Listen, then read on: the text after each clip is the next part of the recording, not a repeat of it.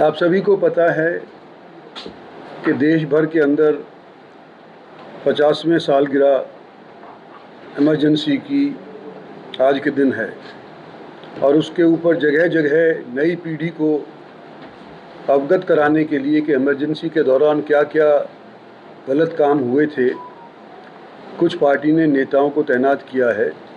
और मैं आज आपके बीच इसी उपलक्ष्य के अंदर आया हूँ कि 2.25 साल के करीब जो इमरजेंसी चली थी, ये देश की तीसरी इमरजेंसी थी। इससे पहले 2 इमरजेंसी हो चुकी थी। एक सन 62 के अंदर जब चीन से लड़ाई हुई थी, दूसरी 71 के अंदर जब पाकिस्तान से लड़ाई हुई थी। लेकिन राजनीतिक दृष्टि से ये तीसरी वाली सन 75 की लगाई गई इमरजेंसी सबसे ज़्यादा हमारे प्रजातंत्र के लिए घातक थी। इसका कारण ये था कि 71 के अंदर चुनाव हुए थे। यूपी से हमारी उस टाइम की प्रधानमंत्री इंदिरा जी इलेक्शन लड़ रही थीं, जीत गई थीं, लेकिन राजनारायण जो उस टाइम उनके प्रतिद्वंदी थे, उन्होंने हाई कोर्ट के अंदर याचिका इलेक्शन पिटीशन के तौर के ऊपर डाली और वहाँ पे उस टाइम के जज हाई कोर्ट के सिन्हा साहब, उन्होंने ये फैसला किया था कि ये इंदिरा जी ने अपने इलेक्शन के अंदर सरकारी तंत्रों का इस्तेमाल किया है और इस वजह से गलत प्रक्रिया शुरू हुई। और उन्होंने कहा कि 6 साल के लिए ये इलेक्शन लड़ने के लिए उन पर प्रतिबंध लगा दिया कि 6 साल के लिए वो इलेक्शन नहीं लड़ेंगी और इस इलेक्शन को वो हार चुकी हैं। सुप्रीम कोर्ट ने इंदिरा जी ने अपील करी। सुप्रीम कोर्ट ने ये फैसला किया कि वो वोटिंग नहीं कर सकती लेकिन प्रधानमंत्री रहेंगी। और उस दौरान 71 से लेकर के और 75 तक जब ये सुप्रीम कोर्ट का फैसला हुआ, इन 3-4 सालों के अंदर काफ़ी अफरा तफरी देश के अंदर हो गई। जयप्रकाश नारायण उस टाइम के एक बहुत भारी नेता हुआ करते थे, जो उस टाइम के ऊपर दूसरे गांधी भी कहलाया जाया करते थे। और उन्होंने उनके ऊपर ये आरोप लगाया कि इन्होंने जनता को सरकार की बात मानने से प्रेरित किया है कि सरकार की बात ना मानी जाए। और जब ये जनता के अंदर अफरा तफरी हुई तो उन्होंने इंदिरा जी ने इस इलेक्शन के फैसले के बाद, सुप्रीम कोर्ट के फैसले के बाद इमरजेंसी लगा दी। और उस टाइम इमरजेंसी लगाने का जो प्रावधान था उसके अंदर या तो ये तो था कि या तो बाहर से कोई एग्रेशन हो, 3 कारण लग सकती थी इमरजेंसी, या तो बाहर से कोई एग्रेशन हो, या कोई लड़ाई हो, या कोई तीसरा जो जिसका इस्तेमाल इन्होंने किया था कि अफरा तफरी हमारे देश के अंदर फैल रही हो, तो उस नाते इमरजेंसी लगाई जा सकती थी कॉन्स्टिट्यूशन के मुताबिक। ये तीसरे का इस्तेमाल करते हुए उन्होंने इमरजेंसी लगाई, जिसका सन 77 के बाद जब मोरारजी देसाई की सरकार आई उसके अंदर अमेंडमेंट कर दिया कि सिर्फ अफरा तफरी से नहीं, जब तक कि आर्म्ड रेबिलियन देश के अंदर नहीं होगा तब तक इमरजेंसी लगाई नहीं जा सकती। तो ये बाद के अंदर हुआ, लेकिन फ़िलहाल जो इमरजेंसी के 2 साल इमरजेंसी के थे, उसके अंदर कम से कम 1,07,00,000 लोगों की नसबंदी करी गई। 26,000 पॉलिटिकल नेता वो जेल भेजे गए और उनके साथ जो सहयोगी थे वो भी मिला करके 2 लाख से अधिक लोगों को जेल के अंदर भेजा गया। जबकि उस टाइम के अंदर कुल देश के अंदर जेलों की संख्या 1,88,000 थी, लेकिन 2 लाख से अव्वल लोगों को वहाँ भेज करके जेलों के अंदर कैदियों के साथ ठूस करके और उनको इमरजेंसी के दौरान रखा गया। ये काला दिवस हमारे प्रजातंत्र के लिए था।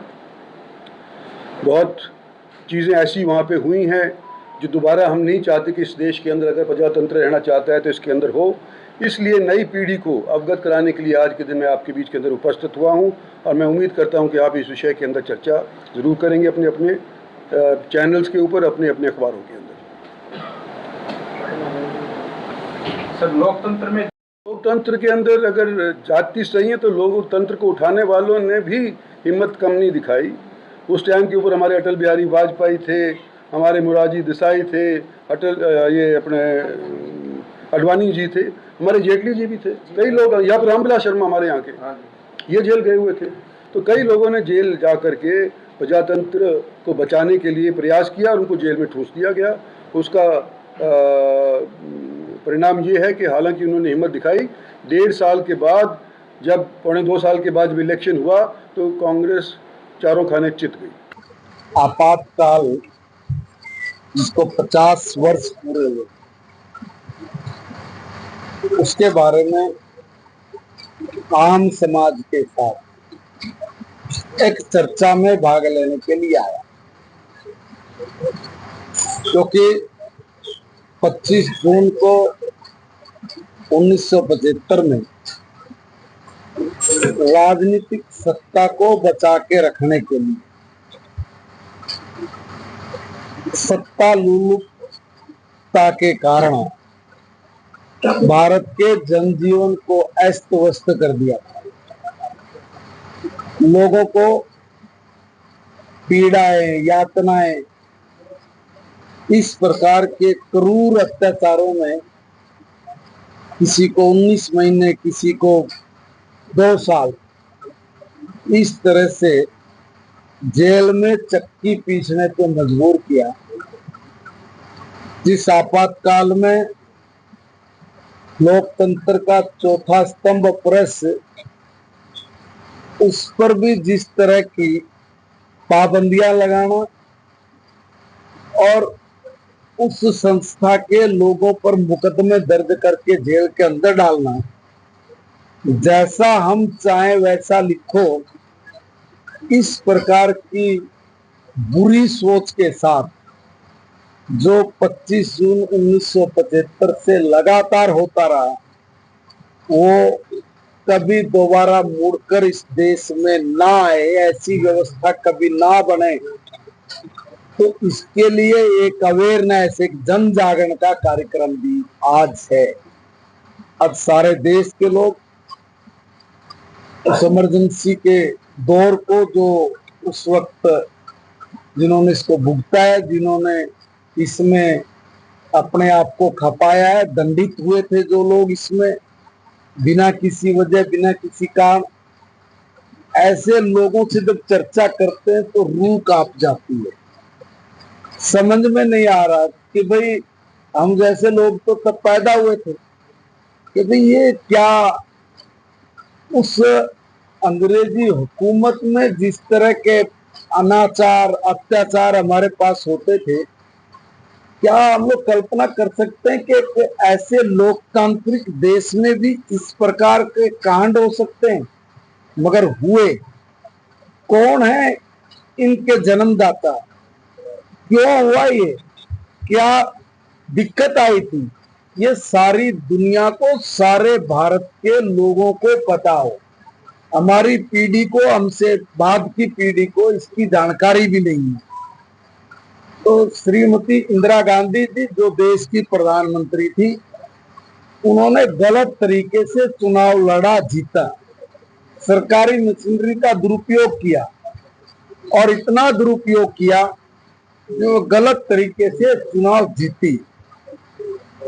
उनके खिलाफ एक व्यक्ति कोर्ट में गए और वो उसमें कोर्ट में जीत गए और श्रीमती इंदिरा गांधी जी के खिलाफ ये निर्णय आया कि आप अयोग्य हो, आपने गलत हथियार अपनाए, आपने गलत काम किया, इसलिए आप का चुनाव अयोग्य करार देते हैं और 6 साल तक आप चुनाव भी नहीं लड़ सकते।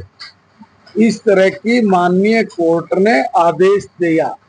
जब ये आदेश उनको दिया, तुरंत बाद अपनी गद्दी बचाने के लिए सारी संविधान की, जितनी भी संविधान को मानना था संविधान के अनुरूप जितने भी कानूनी मामले बनते उन सबको ध्वस्त कर दिया, लोकतंत्र ही खत्म कर दिया और तानाशाह का रूल ये भारत में भारत के लोगों ने देखा।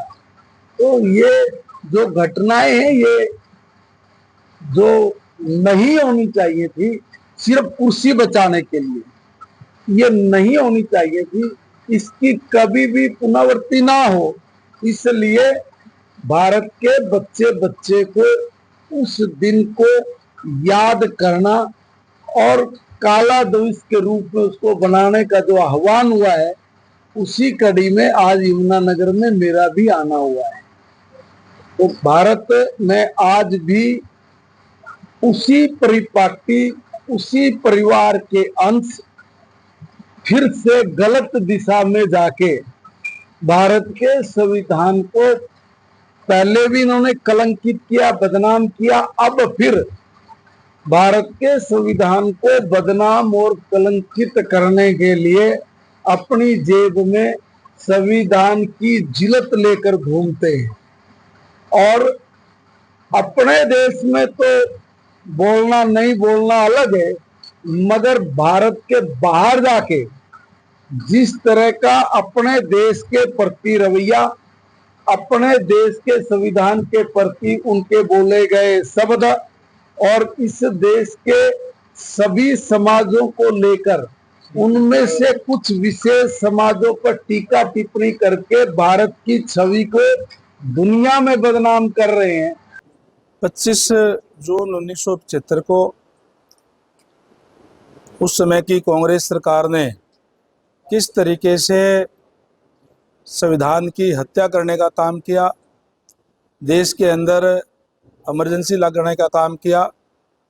और इमरजेंसी कोई उस समय युद्ध के हालात या कोई विद्रोह नहीं था, केवल और केवल अपनी कुर्सी बचाने के लिए तत्कालीन प्रधानमंत्री श्रीमती इंदिरा गांधी ने देश के अंदर अचानक से इमरजेंसी की घोषणा करने का काम किया।